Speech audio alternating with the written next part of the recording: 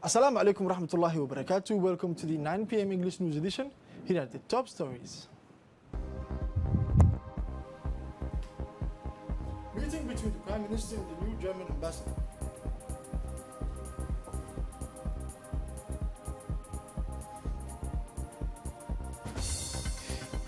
8 of 250 million euros in Lebanon died by the terrible explosion.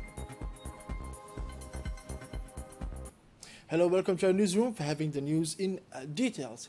The Prime Minister, His Excellency Mr. Abdulqadir Kamil Mohammed, received the new Ambassador of the Republic of Germany to Djibouti, His Honorable Michael Hosler, in the Prime Minister's Hall of Honor on Monday morning, 10 August 2020. The visit of the new German ambassador is part of his tour to make contact with the highest authorities of the country. The Prime Minister welcomed the German diplomats before reviewing the foundation of the bilateral relationship between the two countries and the prospect for strengthening ties of friendship and cooperation, consolidation of bilateral relations between the two countries. Ambassador Michael Hosler expressed his pleasure at working in Djibouti, where he intends to use his long experience as a diplomat gained during his previous mission to Burundi, Tanzania, and Brussels. The two men then discussed several subjects in the area of cooperation and expressed their shared wish to develop a true partnership of economic development and health, and their respective indication to strengthen the economic and health relationship in the current health conditions, a fight against the COVID-19 epidemic. Prime Minister Abdulqadir Kamil Mohammed expressed the government's gratitude to Germany for its continued support to the people and the government of Djibouti. Mr. Michael Hosler presented his credential to the President of the Republic on 27 July. Now the Minister of Foreign Affairs and International Cooperation, Mr. Mohammed Ali Yusuf, received on Sunday, August 9, 2020, Mrs. Sion Teklu, Minister Delegate in charge of the diaspora. Discussion focused on bilateral relations between our countries and ways and means to further strengthen them. Now, the chairman of the Djibouti Port and Free Zone Authorities, Mr. Abubakar Omar Hadi, received this morning the managing director of the Djibouti Sovereign Funds. The details in this following report. The chairman of the Djibouti Ports and Free Zones Authority, APZFD, Mr. Abubakar Omar Hadi, received this morning, 10 August 2020, the managing director of the Djibouti Sovereign Fund, Mr. Mohamedou Mbaye, accompanied by Mrs. Muna Abdi, economist at the presidency.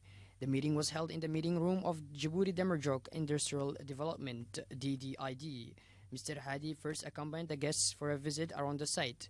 The Director General of the SDF listened to the explanations of the different facilities of the DDID. Afterwards, the parties had a meeting which started with a presentation on current and future infrastructure projects. During this presentation, projects such as bunkering, the oil jetty, the transformation of the old port into a new one, the business center, as well as other projects have been mentioned.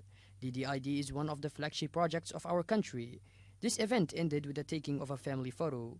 Let us note in passing the presence of the advisor to the president of APZFD, Mohammed Adan Wabiri, known as John, the financial director, Muhammad Abdullah, and the DDID officials.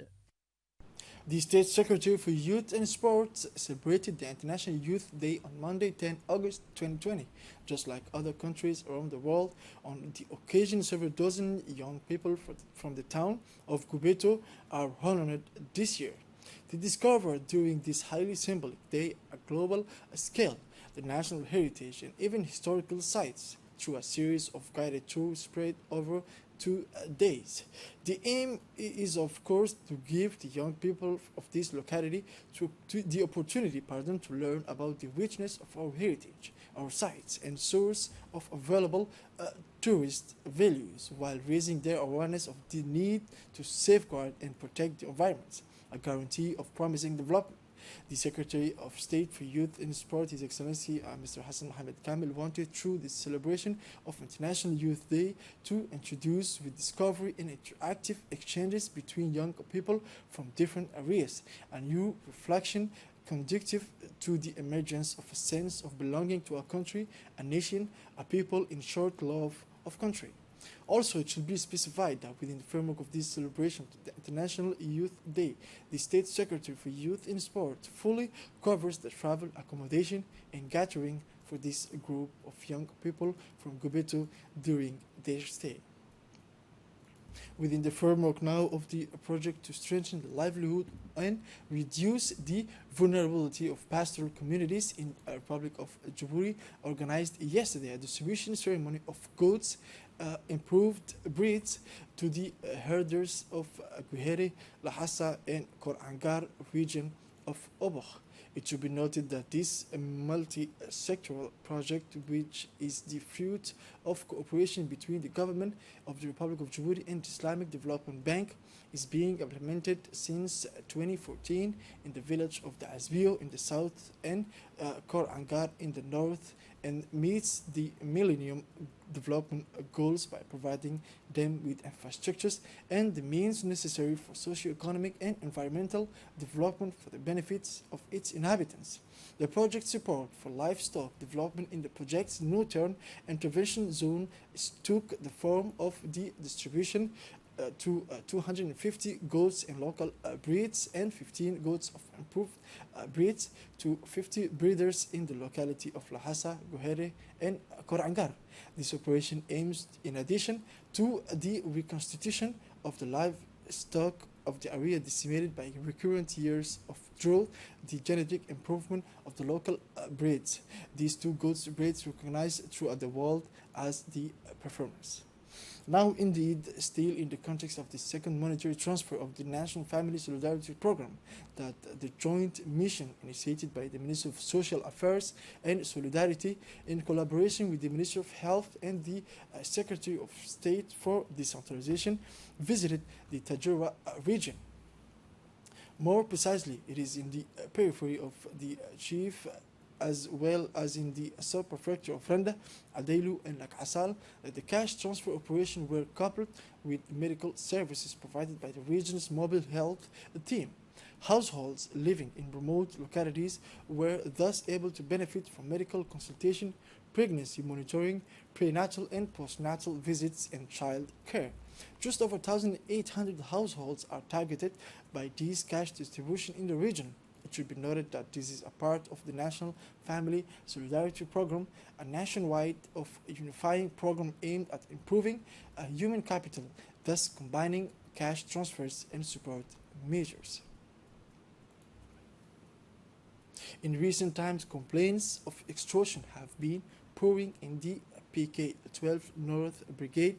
Victims' statement converged on facts committed with multiple perpetrators. Thus, the gendarmes of the PK-12 North Brigade launched a major operation to identify and arrest the alleged perpetrators of this extortion.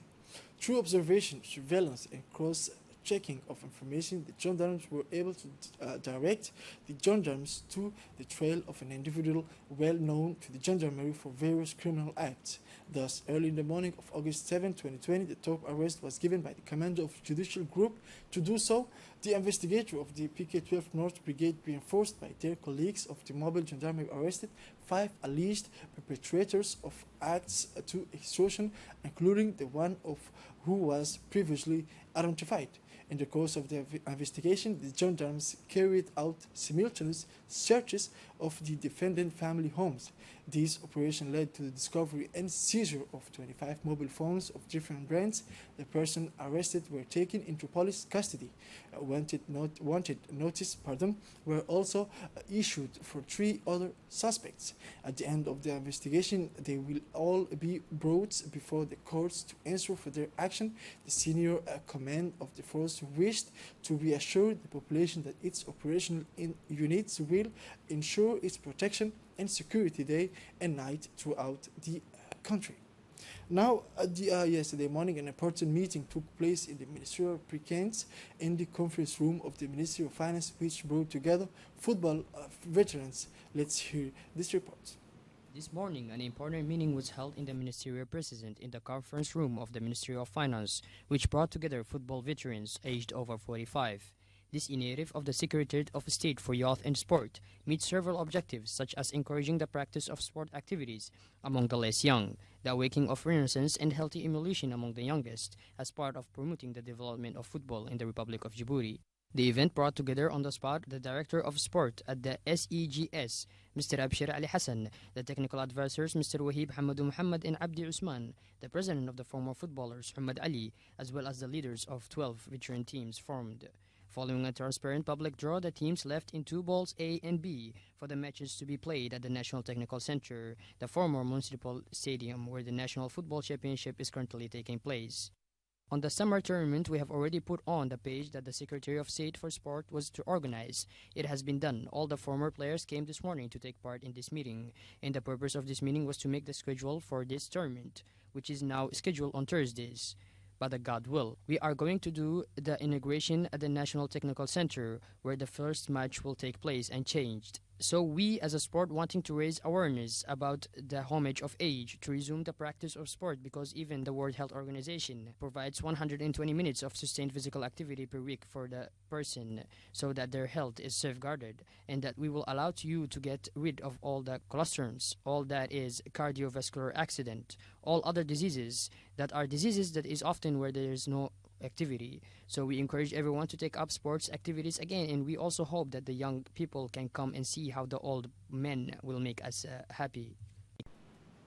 And at the aegis of the State Secretary for Youth and Sport, the Djibouti Volleyball Federation organized yesterday afternoon at the King Fahd Complex the final of the Super Cup between the team of the King Fahd Complex against that of the Merjouk Dini Musa in this video. The supervision of the Secretary of State for Youth and Sports, the Djibouti Volleyball Federation organized yesterday afternoon at the King Fahd Complex the final of the Super Cup between the team of the King Fahd Complex against that of Damerjok. The match ended in a crushing victory of 3-1. At the same time, after a long period of inactivity, volleyball resumed its activities with a rich and varied program. The lunch ceremony began with a traditional procession of the men's and the women's team participating in the championship. Present were the Director of Sports, Instructor Mr. Saeed Al Hussein, the Director of Sports, Mr. Abshir Ali, the President of the Djiboutian Volleyball Federation, Mr. Ilyas Abdullahi Gelle, as well as several members of the SEGS and the Volleyball Federation. To close the evening in style, a colorful award ceremony was held to honor the winners and losers, as well as the organizers.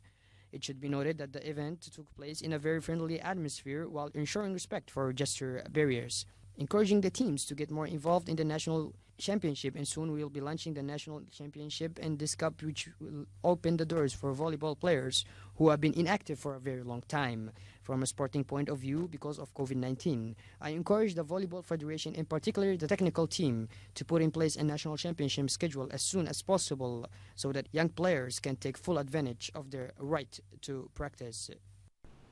Moving on to international news, some 30 representatives of countries wishing to help Lebanon gathered in the afternoon of Sunday, 9th August, for a video conference organized jointly by France and the United Nations. Dini Musa with the details.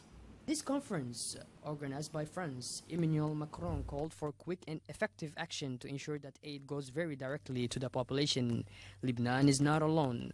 This is the message of the international community 5 days after the terrible explosion that ravaged Beirut.